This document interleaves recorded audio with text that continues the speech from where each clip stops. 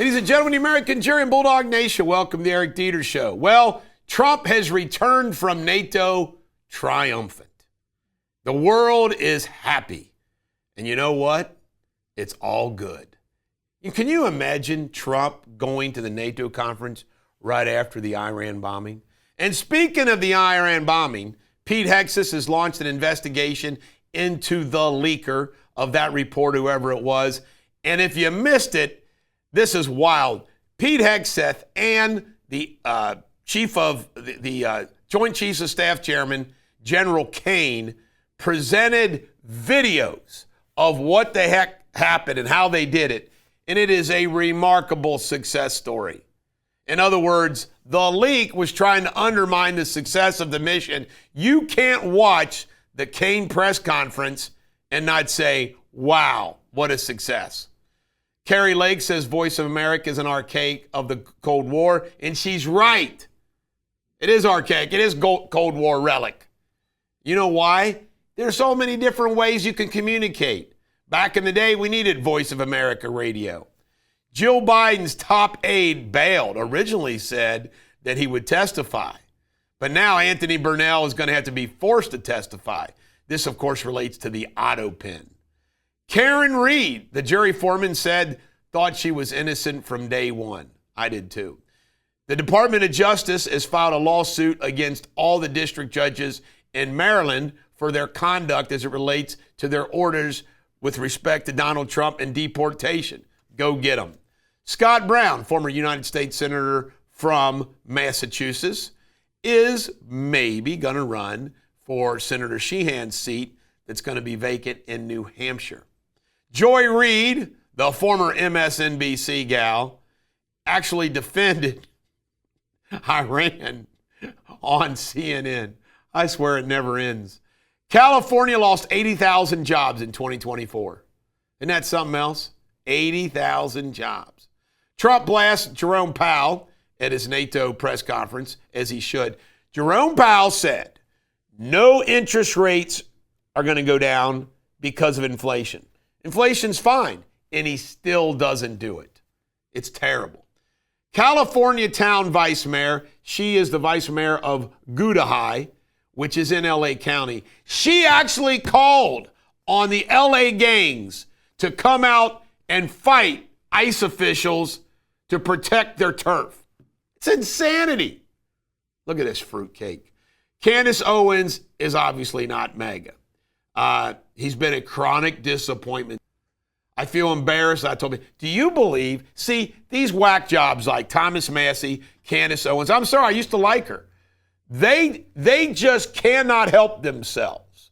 It's like all they want to do is have something to bitch about no matter what. Trump nailed CNN Caitlin Collins pretty well at a press conference, always asking stupid questions, and he just berates CNN. A statement came in from the Atomic Energy Commission of Israel. The devastating U.S. strike on Fordo destroyed the site's critical infrastructure and rendered the enrichment facility totally inoperable. It was devastated. We assess that the American strikes on Iran's nuclear facilities has set back Iran's ability to develop nuclear weapons for many years to come.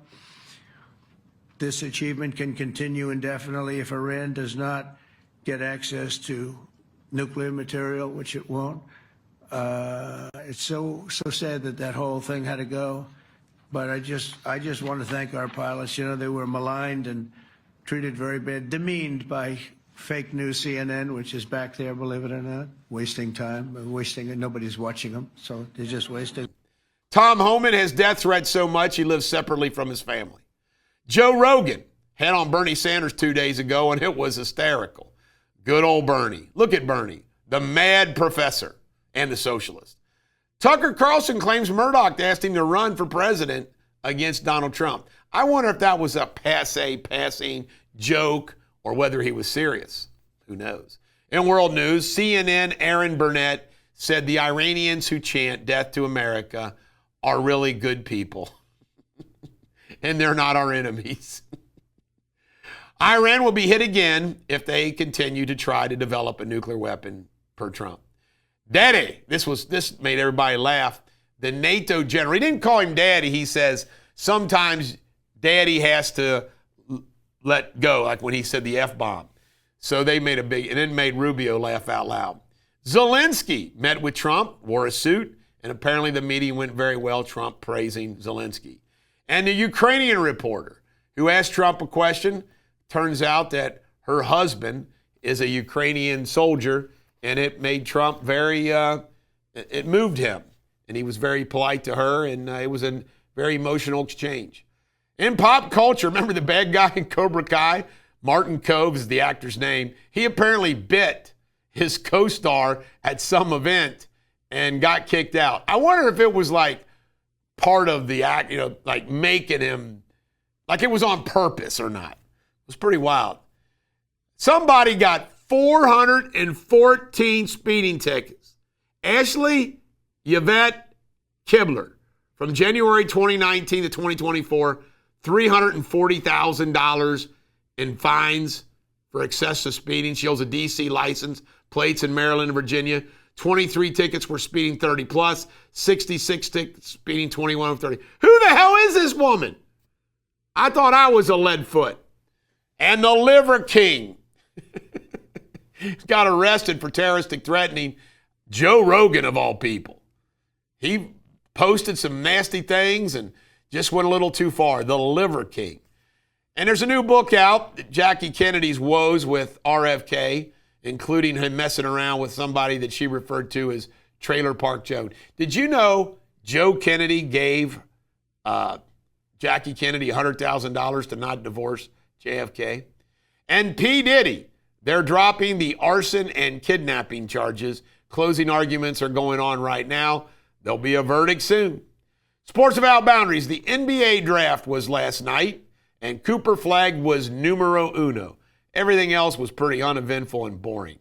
And the Diamondbacks, Ketel Marte cried as he kneeled behind second base. A fan who's now banned from all Major League Baseball parks heckled him about his mother being killed in a car accident. That's messed up. And your Shakespeare insult of the day is, do not be a pernicious, reeky pissle. Just don't be. It's the Bulldog. Every dog has her day. If you live in the Cincinnati, Northern Kentucky area, check out my local news.